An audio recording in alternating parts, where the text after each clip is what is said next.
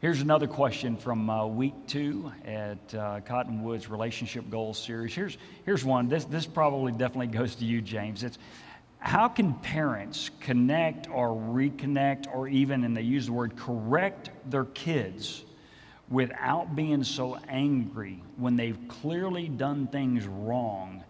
And here's the key, and continue to do wrong. So I'm just going to guess, I don't know this, we're probably talking about a teenager or older who has done something wrong, they've been caught and corrected, and they keep doing it over and over. How do you not become angry is part of their question, and then how do you correct them? How do you change that behavior?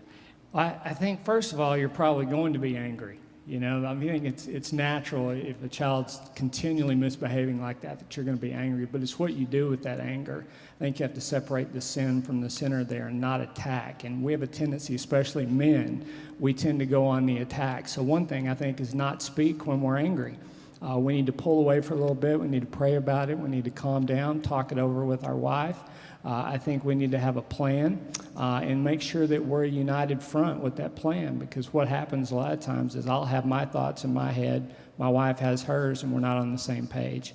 So I think sending a united front. And we have to remember, too, that rules without a relationship are meaningless. So if we're focusing so much on rules and we ignore the relationship aspect, then we're missing the boat. You know, a lot of kids, what they tell you is they say, my parents judge me. You know, they don't want to be judged.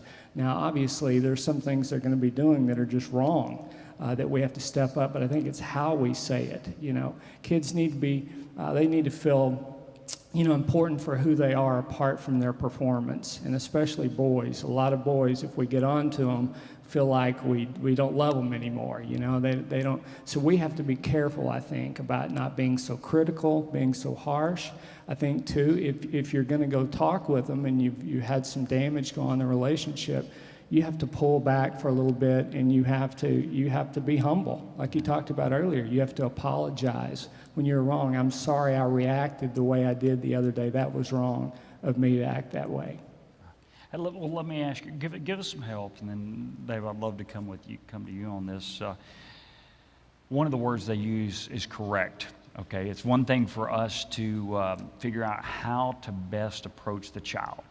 Clearly, my guess is from the question, they've had this conversation with the kid before, and we don't know how bad this is, but let's just assume it's pretty bad.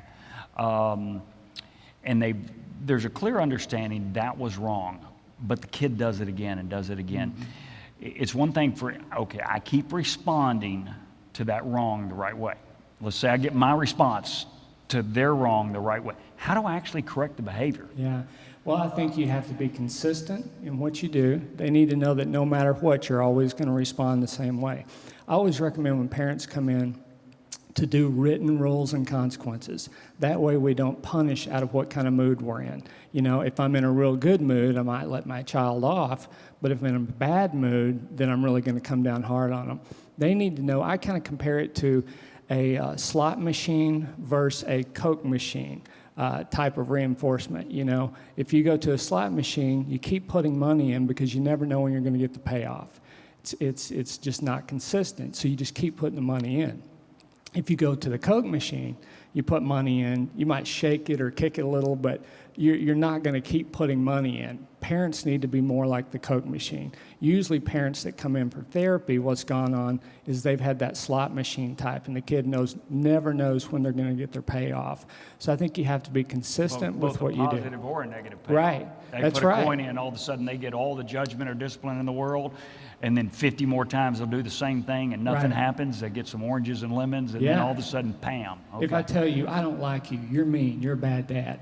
Another good response I have parents say, and kids don't like it, is your view of me right now doesn't determine how I see myself as a parent. And they don't like that because they're wanting to get you mad. They're wanting to get you worked up. Okay, so that's a good parent statement to say to your kids. Maybe this is what your view of me, say that again. A parent says this to their kid. Your view of me right now doesn't determine how I see myself as a parent. I believe I know what's best for you in this situation. And then you have to be kind of matter-of-factly. Don't escalate it. Don't argue. Don't take the bait. We're the worst parent ever. I'm sorry you feel that way. here's the consequence. And then obviously if they keep doing it, you escalate consequences. If you just keep the same, type of discipline the whole time, it's not working, that's kind of silly, So you have to up the consequence, but you be fair about it. And that's why I think it helps to let the kids, especially if those kids are kind of volatile anyway, and you haven't been consistent in the past, they have to know that you mean business, but you do it in a firm, non-hostile way.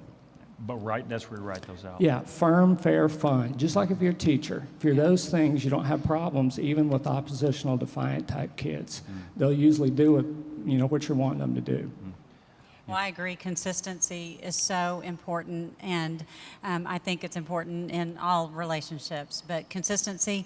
But the part of the question is, how do you change their behavior? That was part that he read, and I think sometimes we can't do that. We can be consistent. Mm-hmm. We can show the fairness, show the love, but ultimately, especially as they're older, they have to make a decision to change their behavior. That's right. We cannot do that for them.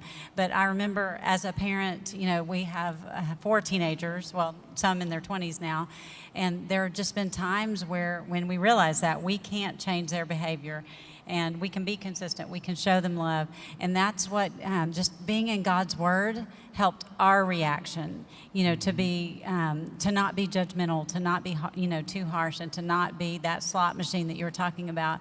But I just remember a time clearly that God just said, you have to just love. When there's nothing else, you have to love. You have to be consistent. You have to, do that as far as discipline goes. But sometimes, Mom and Dad, we have to just love. And I think in that, I think this is where maybe, I'm assuming since you're talking about your kid, you're married, or at least you were married, or whatever's going on there. I think we got to be honest. As you were talking, I'm sitting there going, in a lot of our things in our relationship, when it comes to discipline with our kids, I'm the slot machine, she's the Coke machine. Oh, and that's where it is, because if you've heard our testimony, I was a rule breaker growing up, so I understand rule breaking. Eventually, they're going to follow the rules. She's the Coke machine. She wants to just deliver whatever punishment. So I'm right? That's what we're learning No, today? that's not what we're saying.